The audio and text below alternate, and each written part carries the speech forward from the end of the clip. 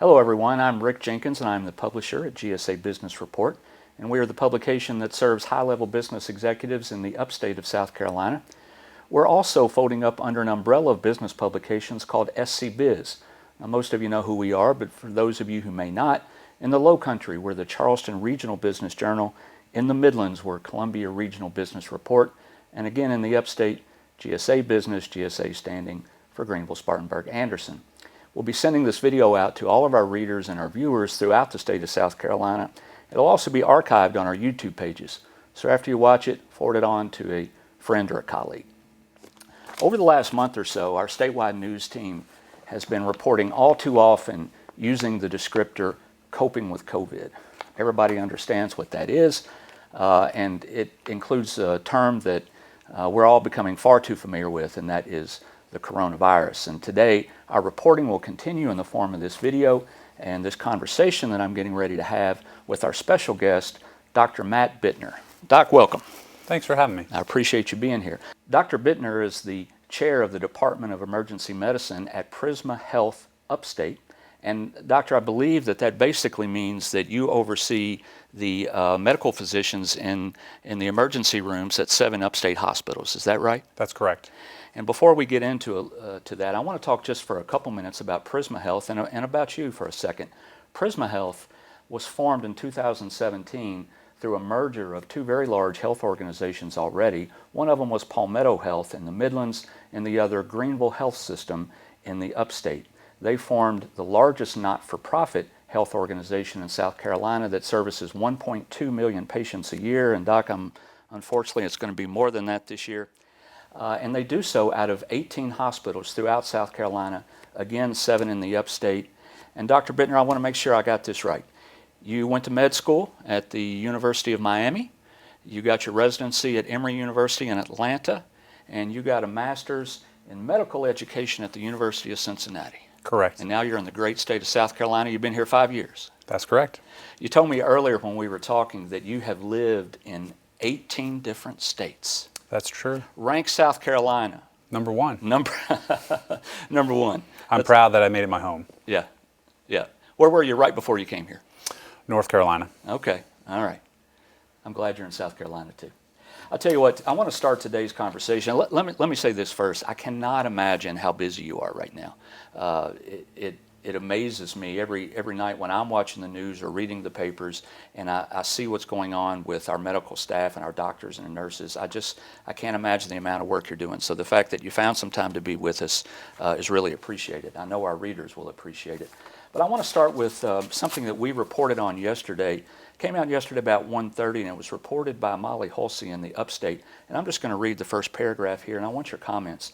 Greenville-based lab Precision Genetics has begun to process Prisma Health's COVID-19 test within an approximate 24-hour internal turnaround time, and they are going to ramp up to do 1,000 COVID-19 tests per day.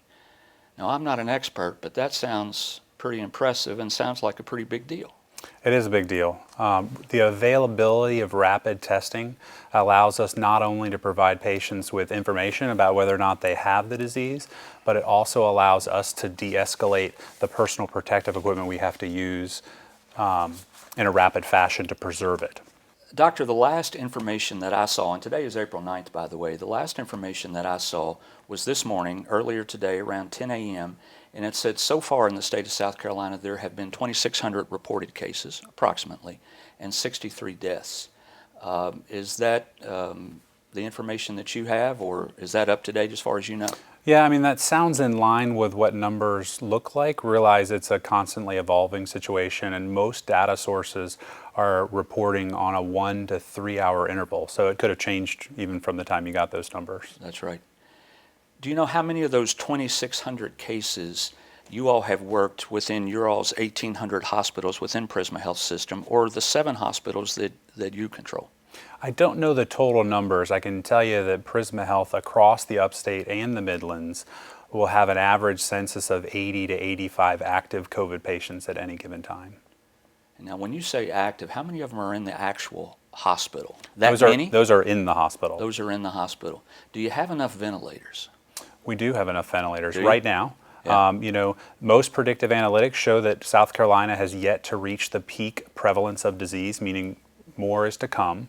Right. But Prisma Health has quite a number of ventilators across the state. Right. As the largest health system, we obviously have the largest footprint for intensive care medicine as well. And so we do have a lot of critical care resources available to care for our patients. Give me an idea of what a day looks like inside one of your all's emergency rooms. And I know it varies wildly, of course, but sometimes when I see coverage on TV of what's going on, it just amazes me how fast everybody's moving and all the things that are happening. And of course, you have to be so careful.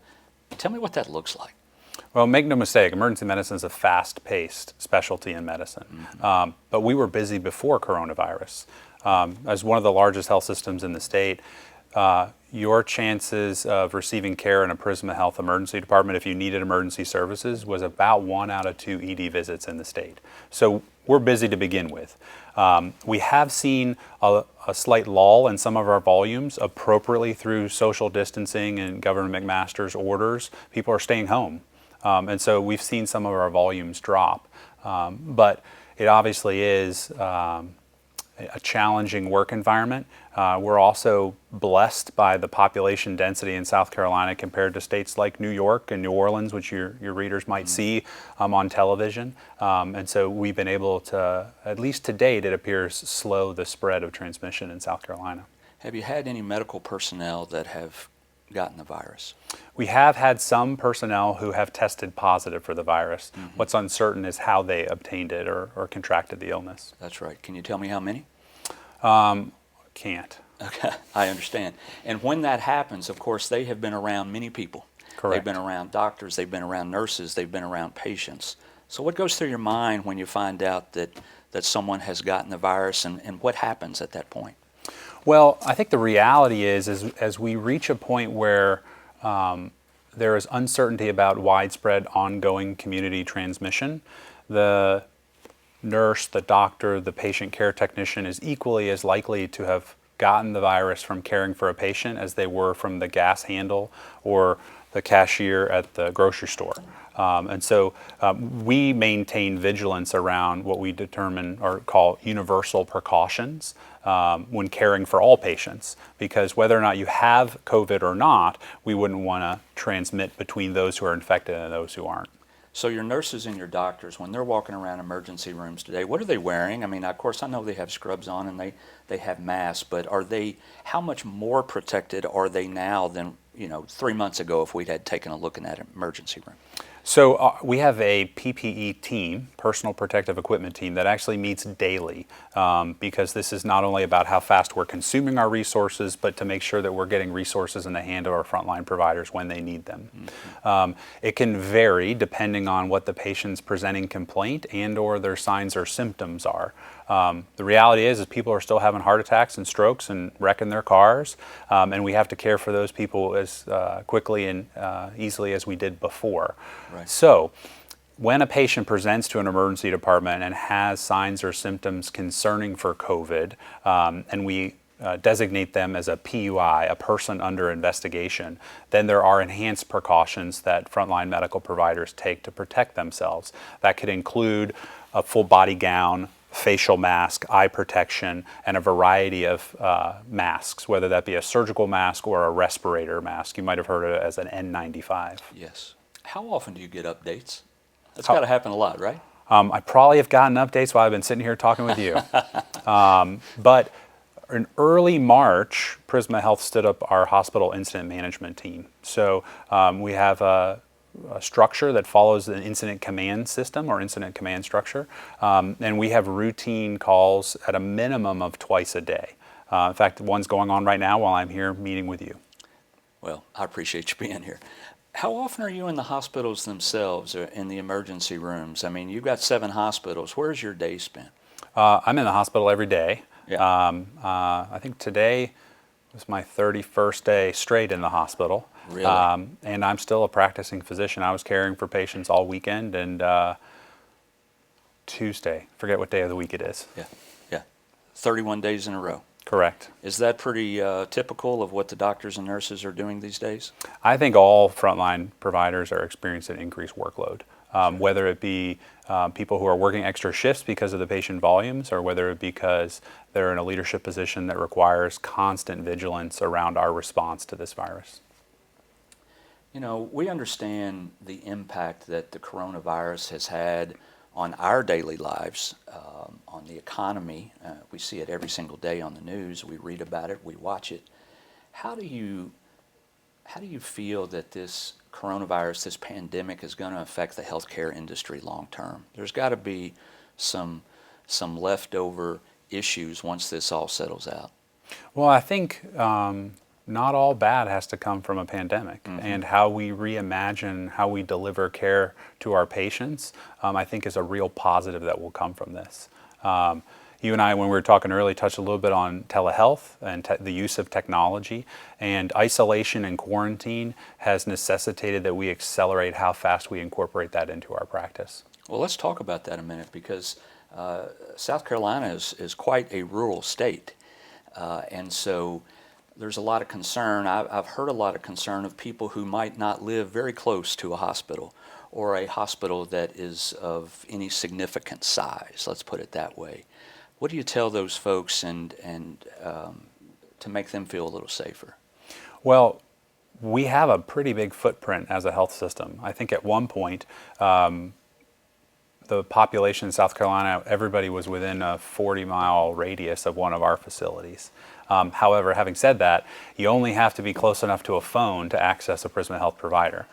Through our virtual visit program, anybody who has an Android or iOS smartphone could access one of our providers and receive a real-time telehealth visit. Let's talk a little bit more about the specifics of telehealth.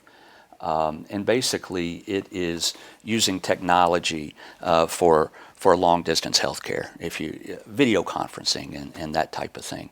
Tell me about where we are today with using those tools in South Carolina, and where we should be and where we will be in the not-too-distant future. Well, I'm not sure I can predict the future. I can tell you that currently we're doing hundreds of virtual visits a day with our primary care colleagues across the Midland and the Upstate. And those numbers were in the teens prior to the COVID response. We had outsourced some of our virtual visits in the past to some national companies that specialize in telehealth. However, we were able to bring that in-house to our own providers who live, work, and practice in South Carolina as part of the COVID response. Doc, you're talking about how much you've been working 31 days in a row, and of course the doctors and nurses are all doing that. There has to come a time. There has to come a time when it's too much. We're falling asleep on the job, right? What can we possibly do? Because it's an all-hands-on-deck situation that we're in now. I think we understand that. But people do need sleep. So what do we do? Well, we take adequate precautions. I don't want anyone thinking that we have physicians who are experiencing fatigue or burnout because of unsafe working conditions. We have mandatory rest periods after shifts.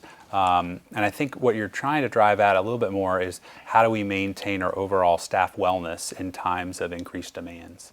So in our department, we have a staff health and wellness program all the way from, we call it wellness and resiliency. It's our war on burnout that encourages and incentivizes our physicians to exercise and perform many facets of self-care. All right, doctor, let's talk about how we take care of ourselves. And we've all heard this. We watch TV and we see all the conversations about social distancing and wearing masks and should we or shouldn't we and that type of thing. But tell me this, and a lot of folks aren't working right now, sad to say, but for people who are keeping working hours, does social distancing really work within the workplace, really work in the office? Absolutely. Social distancing works if you work it. So as long as you maintain distance, as which you and we I are doing right now, yeah. You can prevent that inhalation of respiratory droplets, because we believe COVID is transmitted through the inhalation of respiratory droplets. And so if there's enough of it coming out of me, droplets coming from my mouth, but they fall to the ground and they never make it to you, then you don't get infected. Right. And what about people touching things in the office? You know, you go into the kitchen area and you open a refrigerator door. How easy is that to spread? Yeah, so COVID can survive for varying amounts of time depending on if it's in a large droplet, a small droplet, a medium droplet, whether it falls on a hard surface, a porous surface, a cloth surface. Any business that's operating in this time, as we need many businesses to do, essential services, for instance, we need people making masks for healthcare workers, and we need people in the food service industry. They should have hypervigilance around perhaps an increased cleaning schedule, something that they might not have done in the past. I think that's a very reasonable approach to minimizing your risk. What are the odds that I get it from you touch that cup, I touch that cup? I think that if we could figure that out as a nation, we'd be in a better place. I hear you. Fair enough. If I've got an employee and they start to show signs, like a little bit ago, I've got some allergies, right? And so I wiped my nose. And when is it that somebody shows signs where you say, you know what, you better go home? Well, I think undeniably, if someone has a fever, they need to be home. Right. And we currently use a fever over 100.0.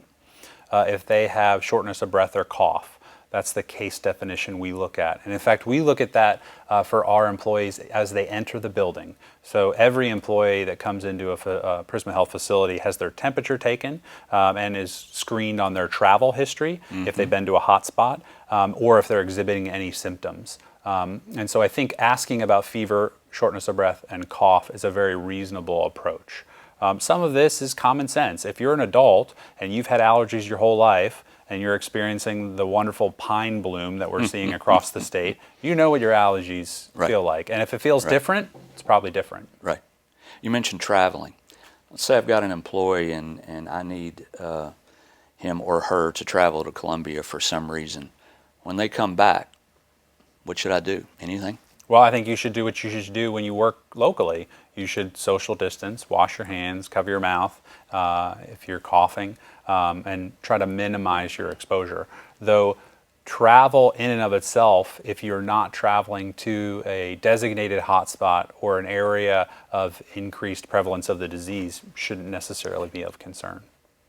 You know, we've heard all the stories about the hospitals being overworked and overcrowded, and what to do if you can't get in, and don't come to the hospital just because you have a couple of symptoms. When do those symptoms, what point do they get to before you go to the hospital? Should you call your doctor first? How should you handle that? Well, I think, again, common sense would dictate that if you would have called 911 before this epidemic, you should call 911 now. Yeah. If you're having trouble breathing, if you can't get from your chair to the bathroom without getting short of breath, you should probably activate the emergency response system. If you feel that your symptoms are manageable, but they're more concerning than something that you would not normally seek care for, perhaps that's a time where you would access a virtual visit or call your primary care physician, who can dive into your symptoms a little bit more and maybe direct you to an appropriate resource. Do you all have, again, 18 hospitals in South Carolina, do you all have something set up at each of those hospitals where people can go through a line like you see so much on TV footage, and how is that working? So we have drive-through testing sites. They are not available at all facilities, mainly because the volumes wouldn't support having them at all facilities. We have some rural facilities, and the incidence of COVID is very low in some of those areas. But we do have drive-through testing available both in the Midlands and in the Upstate. Doc, we've been talking for a while now. Lots of good information, and again, I so appreciate you being here and sharing with us. But right now, I'm just looking for your opinion.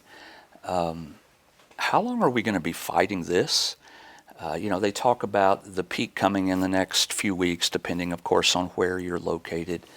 But the peak is the peak, and then you have the downturn of the curve that could last quite some time. I think only recently has China got down to 0 reported cases.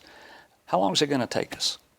Yeah, I wish I could predict that. I want to know as much as you do. Yeah. I think it's really multifactorial in the sense that if you look at the news sources now, nationwide, we are expected to peak this weekend. In South Carolina, they're predicting later in the month, around the 24th, 26th of April. However, what will happen is social distancing will relax. We have to get back to work. We have to get back to schools. We have to get back to worship. And as people come out back into the world, there will be transmission. However, the seasons are changing.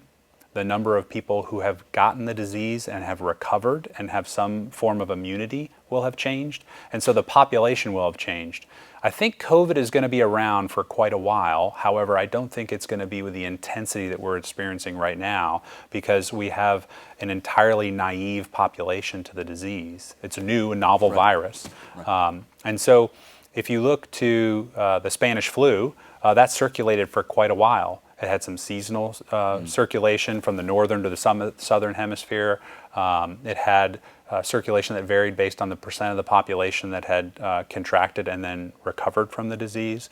So I think the story is still being written on how long we're going to have COVID, but it's going to be quite a while. Yeah, I can imagine. So one of the very first restrictions that was put upon us basically as a society was not going to large events, right? All the professional sports seasons were basically canceled. And then any event over a certain size was canceled, and then of course pretty much everything. How long is it going to be before we can go to a sporting event and sit there with a few thousand people? I wish I could predict that. I'm a sports fan, and Yeah. I want to go back to sports, but I want to go back to sports when it's safe to go back. Right. And the numbers are just the numbers. If 10% of the population has the disease and you put 10 people in a room, Yeah. one person has it. You put 50,000 people in a stadium, there's a lot more active disease in that stadium. Yeah, agreed. And I know you can't predict, but do you think that we'll get back to events, large events this year, or is that something that's going to go back into 2021? I think it's reasonable that you could see as the temperature changes, the viability of the virus might change. South Carolina is a warm place. And as we hit the heat of the summer, we would hope that we had a decrease in the viral activity. What the fall brings, whether that will be a second wave, phase, or bloom of the virus, I think is yet to be told.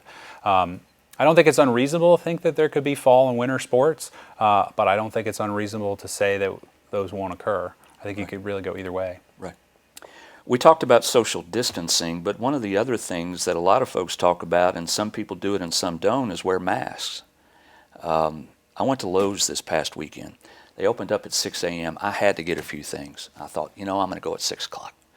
And I'm going to get there early. And sure enough, I got there early, and there was only a few people there. And so I felt perfectly safe. I went on in and did what I needed to do and got out.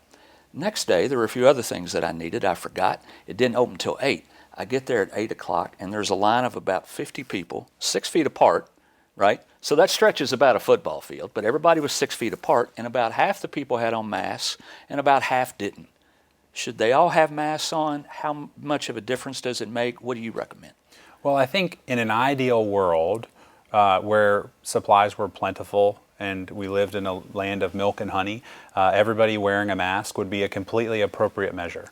Common sense would say that if the disease is transmitted by respiratory droplets and I put a filter in front of everybody's face, I'm going to decrease the number of respiratory droplets. Right. I would say if you're hoarding masks that prevent them from getting to frontline healthcare workers, caring for people who have a demonstrated need for the masks, that's a problem. Though we've seen it in the communities, people making handmade masks, we've seen donations of masks. I think it's completely appropriate, obviously, if you have a mask, to wear one, but I don't know that would make an early morning run to Lowe's to pick up cases of masks. Yeah, right. Doc, I'm sure there is a place that people can call, a website maybe that people can go to get more information. What do they need to do? Well, you can obviously contact your primary care doctor if you have an established relationship, and I'm sure they'd be happy to answer your questions. If you don't have a primary care doctor, you can always go to prismahealth.org. You can click on a button there and reach a virtual provider right then and there and have a virtual visit. And you can call the COVID hotline, so 1-833-2-PRISMA, and you can speak with somebody who can answer your questions about COVID. That's great. Thanks for joining us. We appreciate it. We're going to have more videos as the coming months goes on with more updates about the virus, and we'll be working with Prisma Health to bring in more professionals Check our YouTube page and follow us. Folks, stay safe. Thank you.